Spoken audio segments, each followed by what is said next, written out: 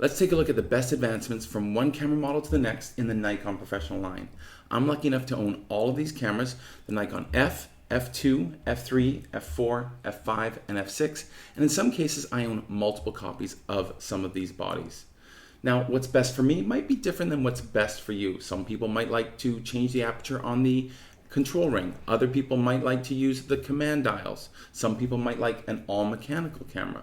When it comes to advancements over the previous model, my sixth place camera is the Nikon F2. When I think about this camera, I think about it taking steps forward. The Nikon F had a top shutter speed of 1/1000th of a second. That was improved to 1/2000th of a second for the Nikon F2.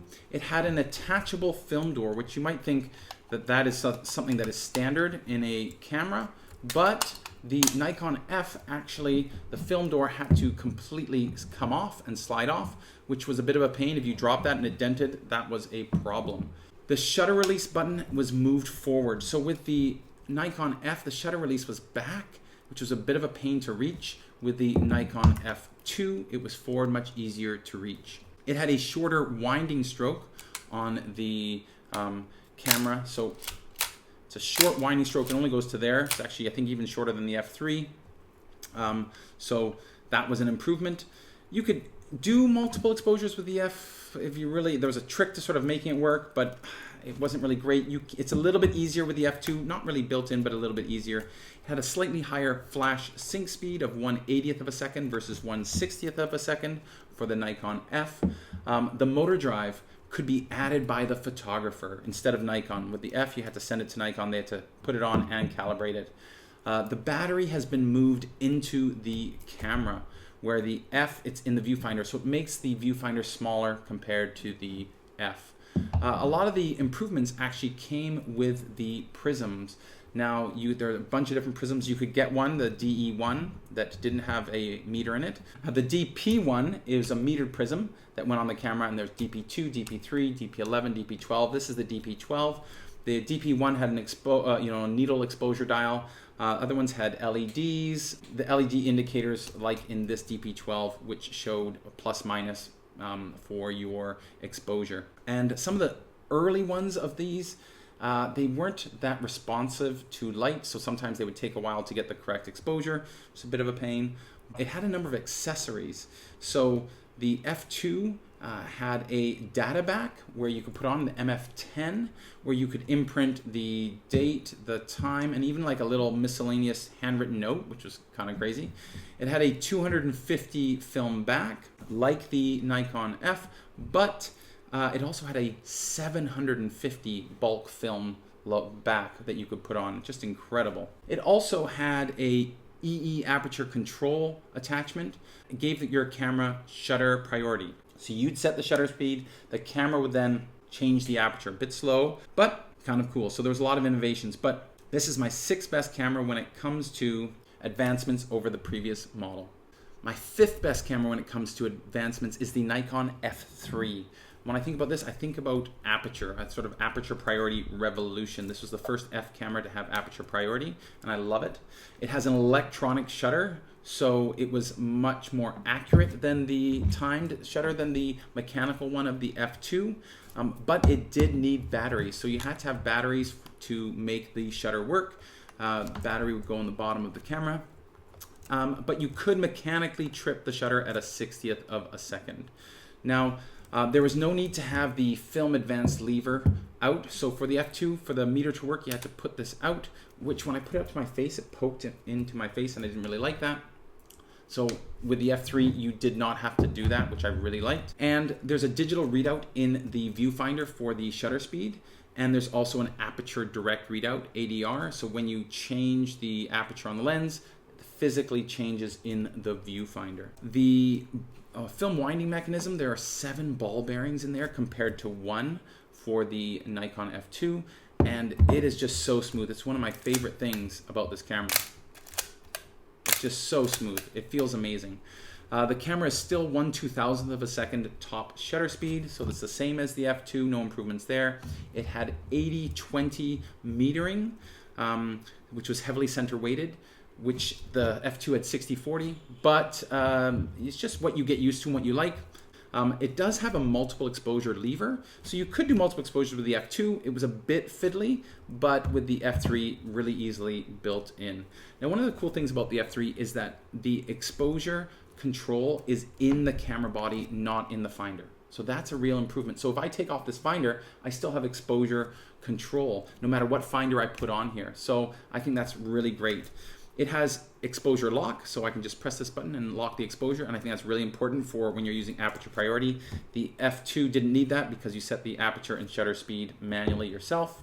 The motor drive, now with the F2, for the fastest frame rate, you actually had to lock the mirror up. So that was a bit of a drawback, but with the F3, you didn't have to lock the mirror up for the fastest frame rate.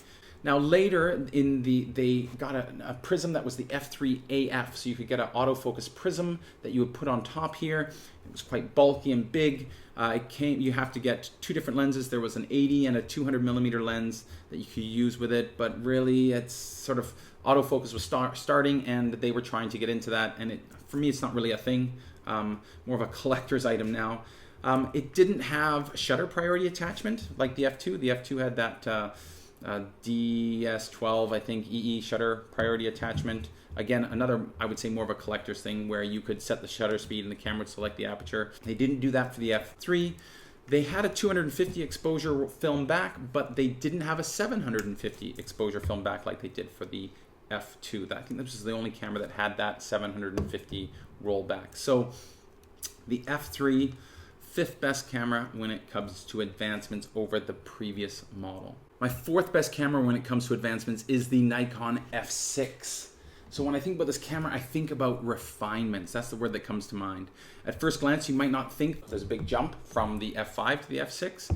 So the F6 has gone back to a grip that can be taken off, while the F5, it is attached. This is the MB40 grip. One of the big improvements is that it had the F6 has 11 autofocus points compared to 5 for the F5, and those autofocus points light up red, which makes a big difference. Now, the F6 doesn't have ADR, aperture direct readout, so when you change the aperture on the aperture ring on a lens, there's no readout, physical readout in the viewfinder, but it has something that I think is better. You can add into the camera any lenses that are non-CPU lenses into the camera. You put in the focal length, you put in the maximum aperture, and then when you change the aperture ring, you'll see the digital readout of the aperture in the camera. It is really, really cool. You can put up to 10 lenses into the camera. Now, it is the only Nikon film camera to use that you can use the CLS, Creative Lighting System, flash system with Nikon. Not necessarily something that I use with it, but it is an improvement. It has the best viewfinder of any SLR, which I kind of would expect. All the information, it's easy to read, all in one place. It's just fantastic. There's also custom functions. Now the F5 had custom functions, but much easier to set them on the F6. The data readout on the back, it was just so much easier. On the F5, you had to know the codes. It was just kind of a mess, to be honest. So that's really an improvement, being able to set those functions. It kind of reminds me of a digital camera in a way. It had more AF modes. The F5 had single area and dynamic. The F6 has dynamic and group dynamic, as well as single area. It also has a function button. Now that's pretty standard on digital cameras, but you could set the function button to do a list of certain things. On the F5, you had to purchase the Databack MF28 to do any imprinting, while it is just standard. It comes standard on the F6, so I can do that printing in between the frames, which I think is great. And finally, the MB40 has a second thumb pad. So when I'm focusing, when I'm using it vertically, it's much easier for me to use that thumb pad than to have to reach over with the Nikon F5. That Nikon F5 was a lot harder to get my thumb over and reach over. It was not as easy, so they took care of that with the F6. So I think, the F5 is a great camera, but it really has been refined to the F6. And that is why it is my fourth best camera when it comes to advancements. My third best camera when it comes to advancements is the Nikon F. Now, there wasn't a camera before this in terms of an SLR camera from Nikon, so this is their first SLR camera. And the word that comes to mind is revolution. This really was a revolution in SLR cameras. So most people were using rangefinders before this, and it was the Nikon F that moved a lot of professionals to SLRs where they could see through the lens, which was great for longer lenses. And so although the new features that it had were not ones that it innovated, the other cameras have been doing them, it was the first camera to bring all these features together into one camera, which made it a revolution. So it wasn't the first camera to have a pentaprism. That was the Asahi Pentax. It wasn't the first camera to have an instant mirror return mechanism. I believe that was the Asahi Flex 2B. So for some cameras, when you take a picture, the mirror would flip up and it would only return when you wound to the next frame. It wasn't the first camera to have interchangeable viewfinders. That was the Miranda T. It had an auto diaphragm stop-down mechanism, so you could have open aperture focusing. It wasn't the first camera to do that. I think that was the Zanao SLR. So for other cameras, what you would have to do is you would have to, when you change the aperture and you made it a smaller aperture and you look through the viewfinder, things would get darker. This kept, the F kept the aperture at its widest aperture when you're focusing so you could see, and then when you take the picture, it would make it a smaller aperture. So that was great. It was the first camera to have a depth of field preview button, and it was also the first SLR camera to have focusing screens. It has an additional motor drive that you could put on, which was modeled after the rangefinder, the Nikon SP rangefinder, and it was the first successful motor drive in an SLR camera. But it needed to be added by Nikon and calibrated by Nikon, so it wasn't necessarily that easy, and the motor drive did not rewind the film. Now, it was introduced, the camera was introduced in 1959, and 3 years later they introduced some metered prisms, or a metered prism that you could put on there, and they had different versions, the Photomic TN, the T, the TN, the FTN. That allowed us to have metering in the camera. Now, you could do multiple exposures. It's a bit of a trick. You had to trick the camera into doing it.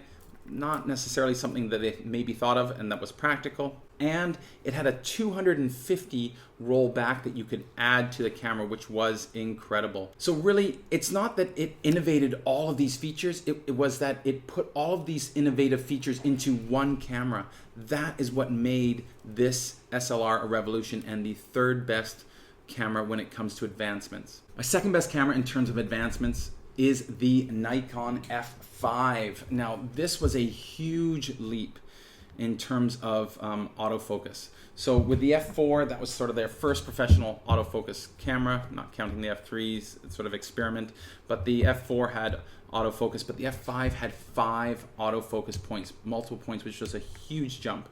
It had dynamic autofocus, so the subject moved from one of those points to the other, it would keep it in focus. I really think this camera is stepping away from the past and into the future. In fact, you know, they said it was imported from the future. That was one of the taglines that they used. And you can see that in the camera. It actually, if you're used to a digital camera, you could come to this camera and use this camera. Now, there is an AF on button on the camera, so this would activate only autofocus, which, again, that was the future. This is what cameras have now, which is really cool. It had 8 frames per second with autofocus, so I could fire off 8 frames a second. The F4 was, with the battery pack, was I think 5.7, but this would do 8. It also has the main and sub command dials, these little dials in the front and the back for changing your aperture, changing your shutter speed, and again, that's the future. That's what we've got in the future of this camera. This really was revolutionary. It had color matrix metering, which was very accurate, 1/300th of a second fill flash. It has high speed sync flash up to 1/4000th of a second. And one of the cool things is you could download the shooting data of your a certain number of rolls. You connect this to a computer and download the information. It was kind of cool. It also had custom settings. You could customize settings. There's no customization of settings on the F4. With the first flexible center weight metering ability in a camera, you could change the size of that circle, which was kind of cool.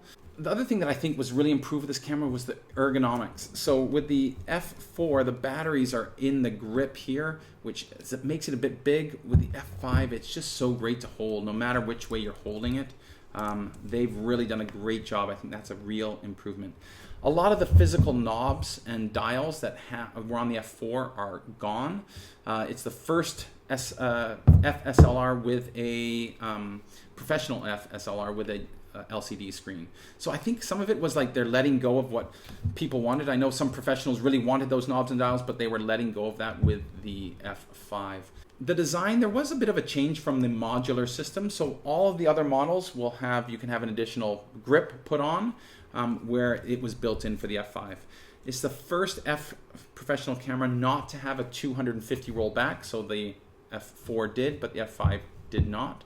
And as another option you could get was a different back for it. Actually, you get two different backs for it. There was an MF28 where you could print data in between frames, which is really cool. And I think the MF27, you could print it on the picture, which I never understood if anybody would want to do that. They said it was imported from the future. This is my second best improvement from the previous model. So my best camera when it comes to advancements over the previous model is the Nikon F4. I bet you didn't expect that. You know, this camera is incredible when it comes to new features and things that it could do over the previous model, which was the Nikon F3. The word that comes to mind with this camera is technology. We really were getting a lot of technology in this camera. So it has a built-in motor drive that can advance the film automatically, and it also can rewind the film automatically. The F3, you needed to have the additional grip. There was a huge jump in viewfinder display. There's tons of information in there. Focus indicators, frame counter, metering mode, manual exposure, plus minus indicator. It was awesome. It also had the ADR light that's in the F3. It was also a big jump in mode. So the F3 had manual mode and aperture priority mode.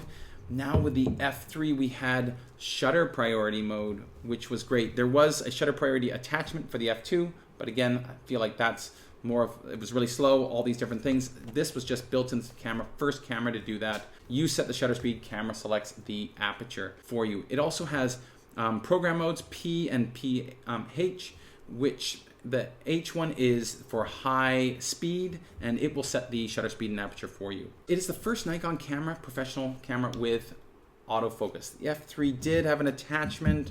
Again, I don't feel it's really a thing. They were trying to get into something there. They had two lenses for it, but this AFD lenses, that's what you had with this camera.